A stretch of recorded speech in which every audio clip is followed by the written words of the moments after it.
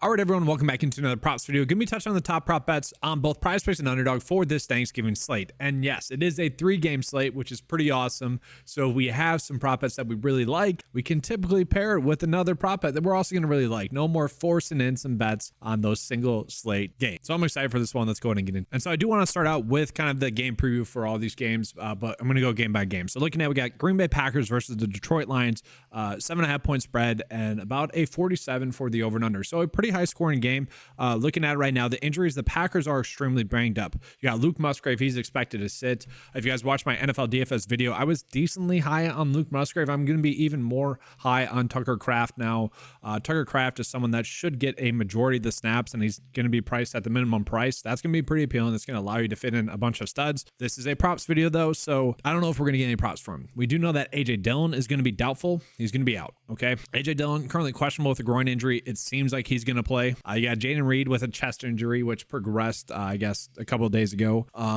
You got Wicks, who is someone that I highlighted as a good DFS play last week and who would be a great replacement for Reed. Is looking like he's going to sit, currently questionable. And so if both of those two players sit, we're going to see our preseason stud from preseason NFL DFS. Malik Heath probably be a good play. But let's call out Emmanuel Wilson, currently questionable. He's most likely going to sit. So the Packers did just sign Patrick Taylor, who was a guy that's been on their practice squad for quite some time. They let him go once they could no longer, put him on the practice squad and then call him to the active roster. Well, he's going to be on the team. They're good to go. He's going to be the RB2. I'm going to assume AJ Dillon's going to play. And if AJ Dillon plays, I think we're expecting him to get about 80% of the work. Now, for the Lions, for the most part, especially in terms of like offensive players, we're not really worried about too much. Like, they are going to be good. The biggest thing I think that's noteworthy is the snap split between David Montgomery and Jahmyr Gibbs thus far. Gibbs has been getting about 57%, and then David Montgomery has been getting everything else. And if we look at the point spread, I would actually think that that's going to flip this week because, they're projected to win by more than a touchdown. So they should be playing with the lead.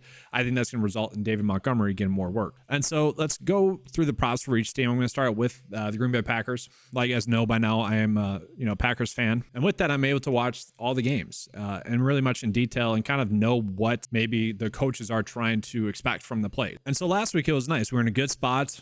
We saw Christian Watson and Romeo Doubs were both projected to get their over fantasy score. So that led us to a decent stack for also to toss in Jordan Love. Now, Jordan Love has been playing well. He's been someone that I've been calling out as a good over fantasy score bet for the slates in which the data was calling for that. Now we're seeing it as about a 50-50 split. To me, the only way that we can get to him for over fantasy score is probably going to be in a game stack. And right now we're not getting any other fantasy scores for like Romeo Doubs, who this line seems to be pretty low for him, especially if Reed and Wicks are out. He would command a pretty high target share. And we already know that Luke Musgrave is out. Like, someone's going to have to get those targets in the middle of the field that Luke Musgrave was getting. And although I think Tucker Kraft I actually thought he was better coming out of the draft in terms of like instant ability to make a difference, especially in the passing game. But all in all, they're going to need someone to operate in the center of the field. I think Dobbs might be the most likely candidate of that. Obviously, you still have Christian Watson there. These are going to be a little bit too thin. Don't get me wrong. I don't mind the rush yards for Jordan Love on Underdog. On PrizePicks, we're seeing about a 1 yard difference. No need to push that one.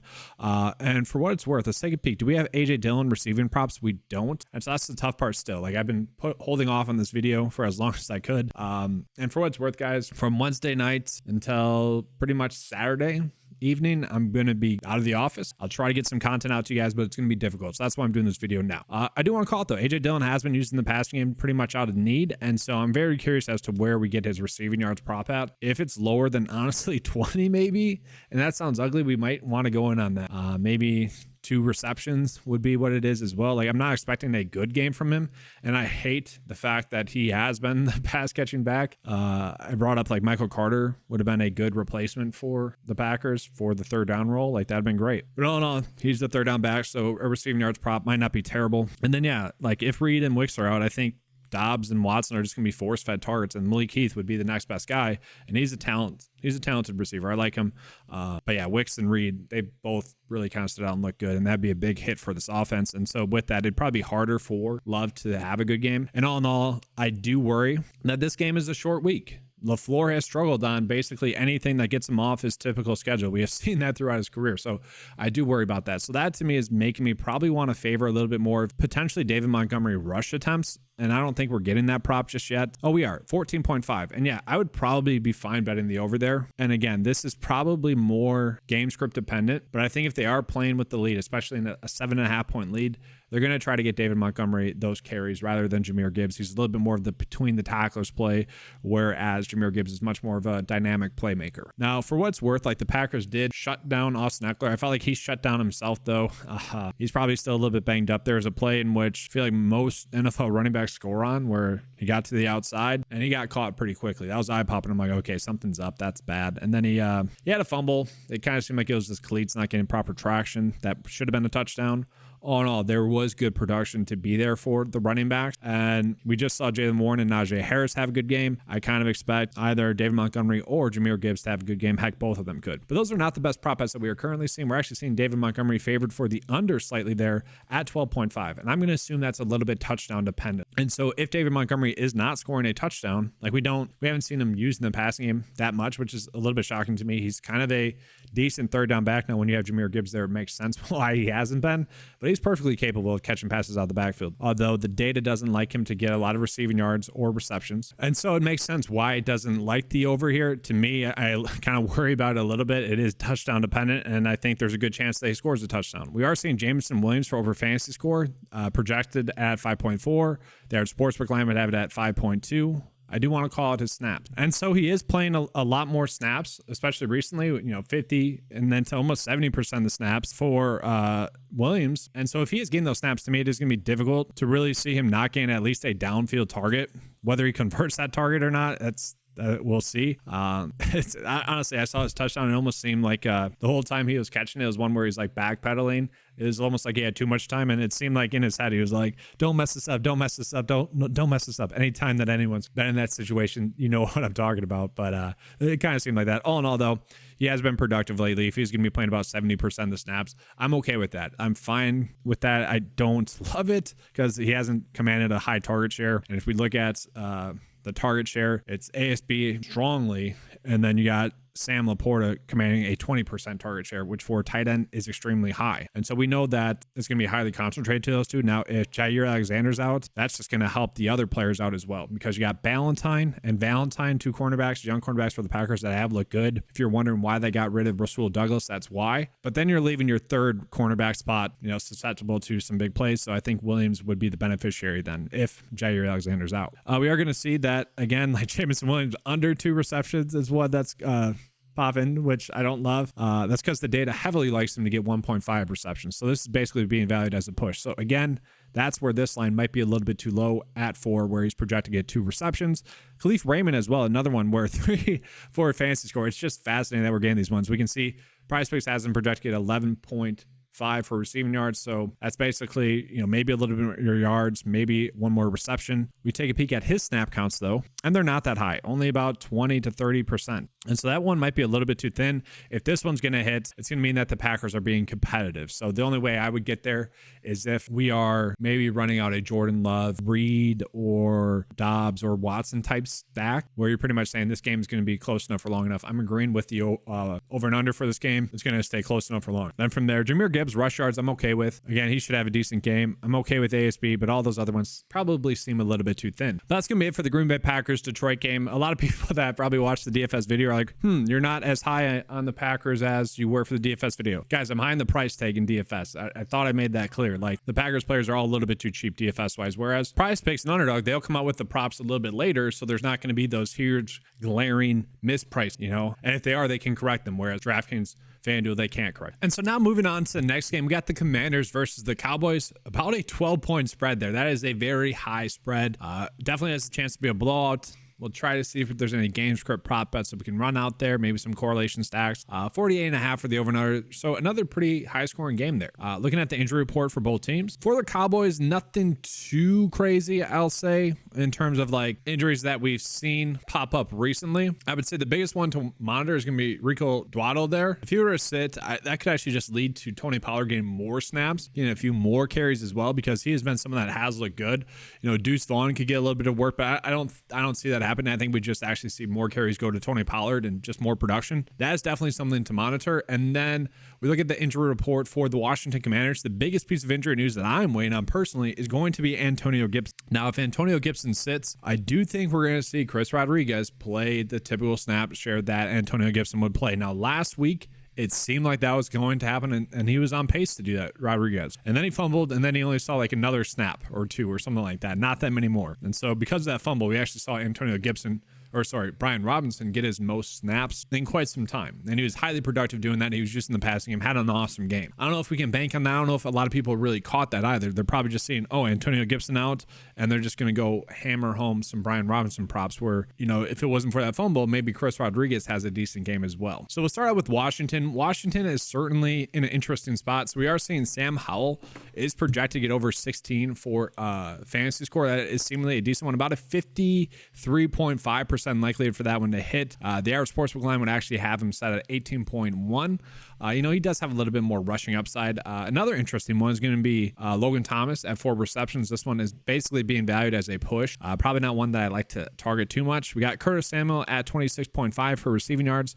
I actually want to show you guys the snap counts for the Commanders. So yeah, I mentioned Chris Rodriguez, guys, and if we compare that to like Antonio Gibson snaps, maybe not like 50% of the snaps or so. Obviously, we know Gibson snaps have been a little bit game script dependent, but it does seem like he was going to be closer to about that 35% snaps before that fumble. That being said, Brian Robinson looked good. You know, you're fine giving Brian Robinson snaps. But looking at it, Curtis Samuel, 17% of the snaps last week. He had 17% against Philly. And what we're going to see here is that he was ejected in that game. So to me, we might actually be gaining a decent line because of that ejection. Like there's a slight data edge there, and especially in a game where they're probably going to be playing from behind a little bit more. Now we know Dallas's defense is pretty darn good, right? But right now, PrizePicks is the lowest of the group of data points that we're pulling in. So we got the average sportsbook line at 28. Underdog is basically agreeing with that at 28.5. And then the projection data is saying 31. So as long as he does get his typical snap share, especially in a game script that's going to be promoting a lot of 11 personnel, as long as that's happening, where he's going to get 65% of the snaps, I do like the over there. And then from there, Jahan Dotson under fantasy score. You know, he's been a little bit inconsistent, I will say, with Curtis Samuel playing a little bit more snaps. It might be tougher for him to get there.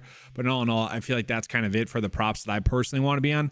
I do find this one to be interesting there for Underdog. I might actually bet the under there for Underdog. And we'll take a peek at that at the end of this video here, but that is one that kind of stands out to me, is that clearly Underdog is overvaluing Terry compared to everyone else. So let's go ahead and take a peek at Dallas now. I did mention maybe some Tony Pollard rushing props or something like that, but the first one that's really popping up is actually gonna be Jake Ferguson. And right away, guys, what are we seeing here? We're seeing somewhat of a correlated stack that we can run out there. Now we got Jake Ferguson over fantasy score, Brandon Cooks over fantasy score, and then Dak Prescott over. I do want to point out that the target share for the Cowboys, quite clearly, it's heavy on CeeDee Lamb. We know that for a fact. But after CeeDee Lamb, we tend to see Jake Ferguson as someone that gets a lot of work, and he's actually second on the target share. Then a little bit of Tony Pollard and Brandon Cooks mixed in there. So where this data is telling us that we might have a stacking opportunity with Dak for over his fantasy score at 20.5, Jake Ferguson over his fantasy score, you know, that one has a 55% likelihood. I love that. And then Cooks has been someone that's been more involved recently, and he's playing a bunch of snaps, playing about 70% of the snaps. I love that. And as the receiver number 2 in this offense, seemingly,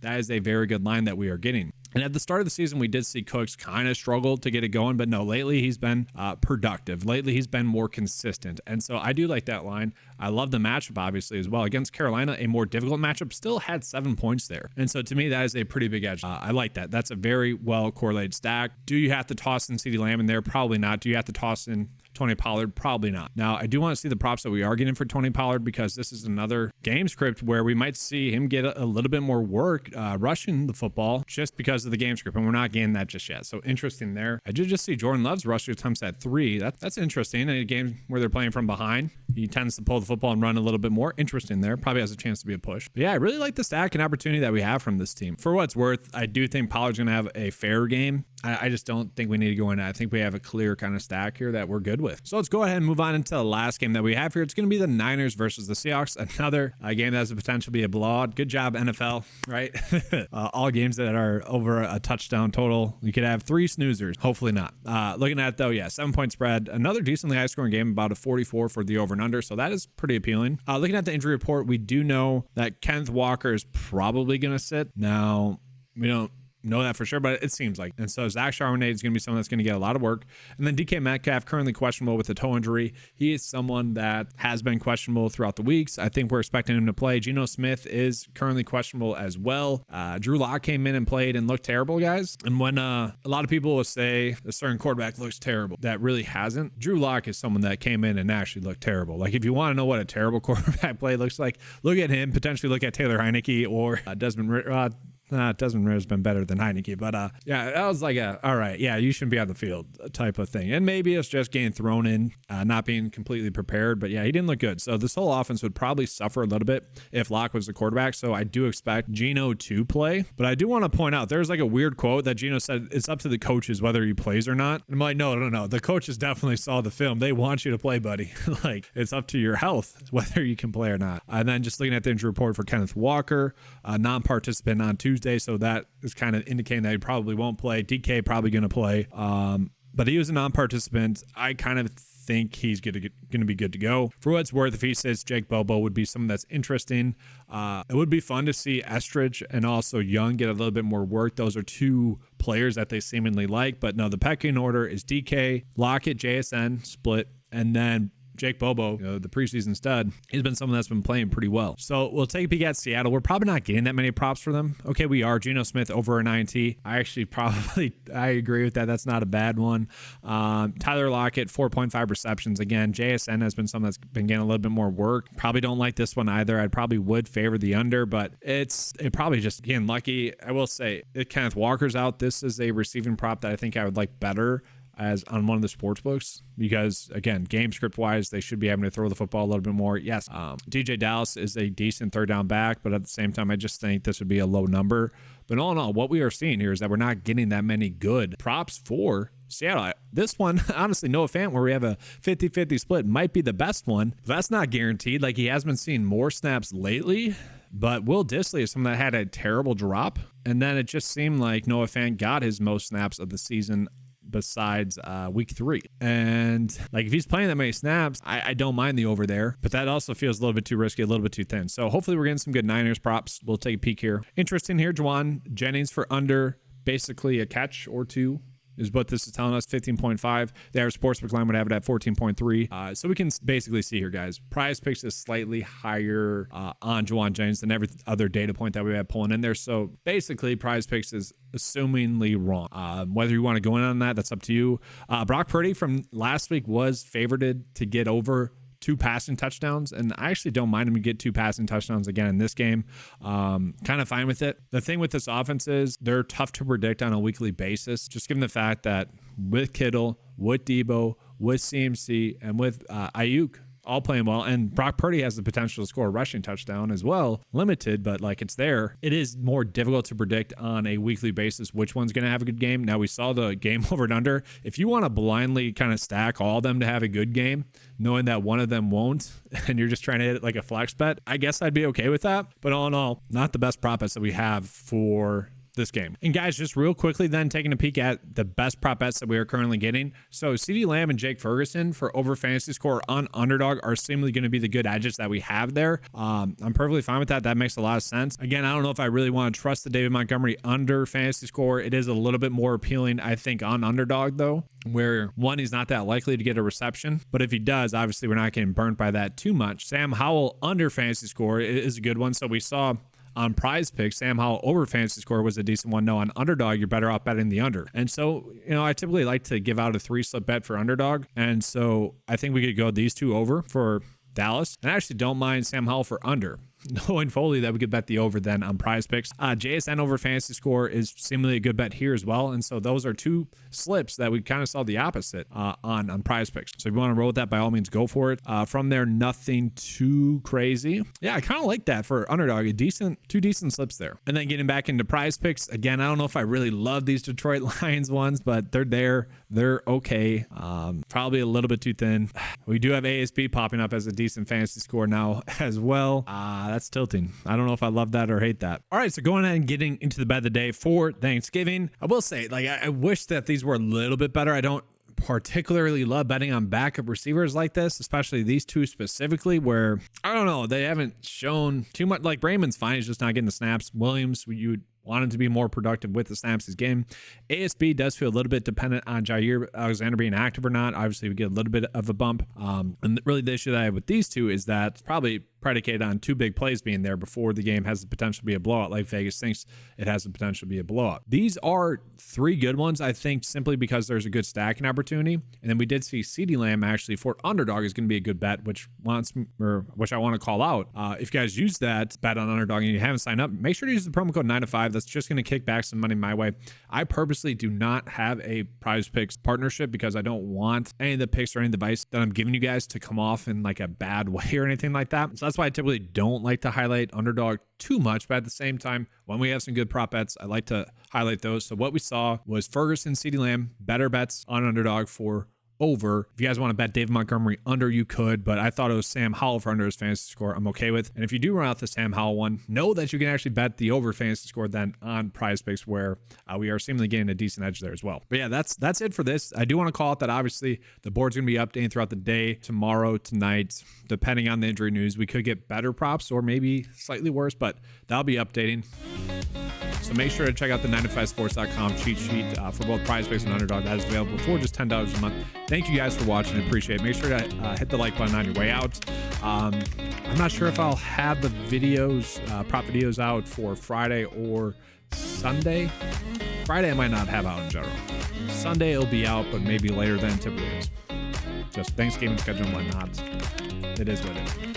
But yes, thanks everyone for watching. Happy Thanksgiving to you guys. Let's have a good slate. And as always, let's keep cashing.